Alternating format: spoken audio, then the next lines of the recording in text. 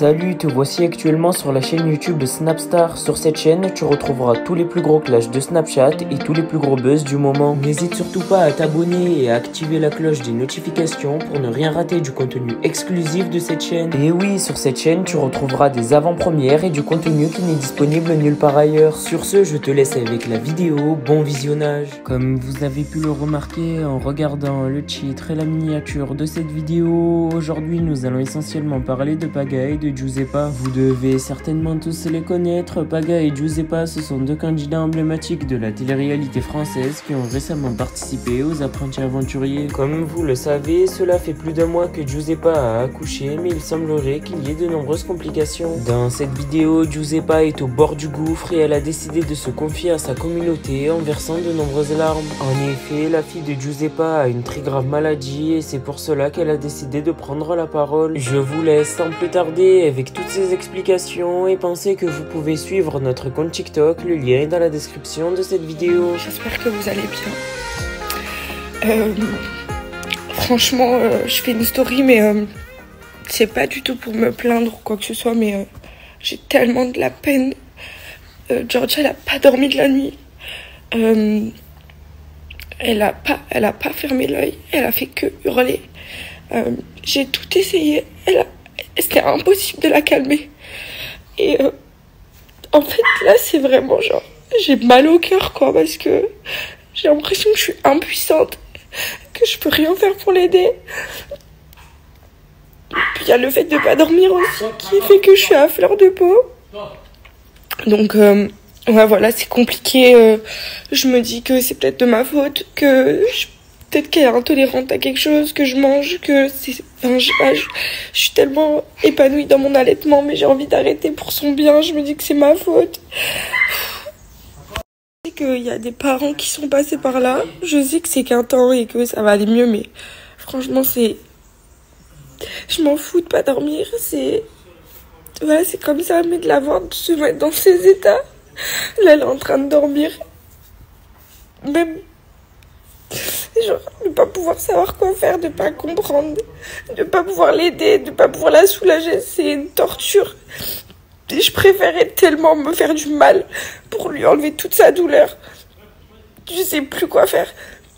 J'ai rendez-vous chez le pédiatre à midi en urgence parce que les trucs jaunes que je vous ai montré hier qu'elle avait sur les oreilles, ça sort par le nez et les yeux. Je me demande ce qu'elle peut avoir, je sais pas, j'ai l'impression que c'est ma faute. Ça me saoule.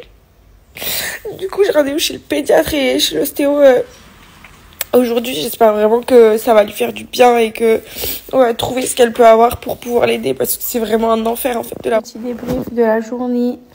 Ça s'est bien passé aujourd'hui. Un petit roux. Ça s'est bien passé aujourd'hui. Ça faisait très longtemps que je n'avais pas vu Georgia aussi apaisée. Elle a fait que dormir, elle a pas pleuré. Bon, quand on la pose, c'est toujours pas ça. Voilà, elle dort que au bras. Mais du coup, elle a dormi toute la journée sans pleurer. La fin d'après-midi, elle a un petit peu... On sentait qu'elle avait très mal au ventre, elle avait des gaz. Donc elle a un peu pleuré en fin d'après-midi, genre là, il y a 1 heure. Elle s'est rendormie il y a pas longtemps. Et voilà, dans l'ensemble, ça s'est trop bien passé aujourd'hui. Ça faisait très longtemps que je la voyais pas dans un sommeil profond comme celui-ci, sans pleurs, sans gêne et tout. Et du coup, je pense que c'est grâce au traitement d'Inexium qui peut commencer. Je me dis que peut-être on lui a donné de l'Inexium et du Gaviscon. Du coup, je me dis que peut-être c'est ça qui commence à faire un petit peu effet. Je sais pas. Et l'ostéopathe aussi hier. Donc franchement, je suis ravie. Après, je mâche mes mots parce que du coup, cette nuit, c'est un petit peu la nuit que ça commence à être la Java. Donc on verra cette nuit. Je vous raconterai demain comment ça s'est passé. Les amis, j'espère que vous allez bien. Alors, pour vous expliquer, cette nuit, ça a été une nuit catastrophique. La pauvre, elle a pleuré de 23h jusqu'à 2h du matin. Elle s'est endormie de 2h30 à 4h. Et après, ça a été de 4h à 6h30 du matin. Et après, ça a été jusqu'à... Enfin bref, elle a presque pas dormi. Elle a fait pratiquement une nuit blanche. Du coup, nous aussi. Donc là, je vais vous expliquer un petit peu ce qu'on va essayer par rapport au lait. Aujourd'hui, on part sur un lait sans protéines de lait de vache pour voir un petit peu comment ça évolue. S'il y a une amélioration, je pense que j'arrêterai l'allaitement. S'il n'y a pas d'amélioration, on estimera que le problème ne vient pas du lait. Du coup, pour continuer, évidemment, au cas où l'allaitement, je vais tirer mon lait à chaque biberon pour faire comme si, en fait, à chaque fois, je donnais le sein. Pour continuer à stimuler et produire au cas où, en espérant que le problème, on espère juste trouver le problème là actuellement. Donc on va voir un petit peu s'il y a de l'amélioration avec le lait ou pas. Sinon, on n'a plus rien à faire que d'attendre que ça passe. Mais c'est vrai qu'on essaye vraiment toutes les solutions. On continue aussi parce que évidemment on voit quand même qu'il y a des reflux et certaines remontées acides, surtout qu'hier je lui ai donné, à un moment donné elle pleurait, je lui ai donné du Gaviscon et j'ai vu que ça lui avait fait beaucoup de bien. Elle s'est rendormie pendant 3-4 heures d'affilée. Donc on sait qu'il y a des reflux quand même, qu'il y a des remontées, même l'ostéopathe elle l'a remarqué. Donc mais là cette nuit je pense que ça a vraiment été des coliques, ça a été la digestion qui allait pas du tout parce qu'elle se tord le ventre, elle est tendue, elle pousse sur ses jambes. Donc vraiment on va essayer vraiment toutes les solutions. On continue le traitement aussi avec l'Inexium, le Gaviscon et on va voir d'ici une semaine s'il y a une amélioration. Et même si je tiens vraiment beaucoup, et Dieu sait à quel point je suis pro allaitement et vraiment je suis passionnée de l'allaitement, vraiment. En fait vraiment enlever tout. J'ai eu une liste pour évincer vraiment tous les produits à base de protéines de lait de vache et il y a vraiment pratiquement tout à enlever.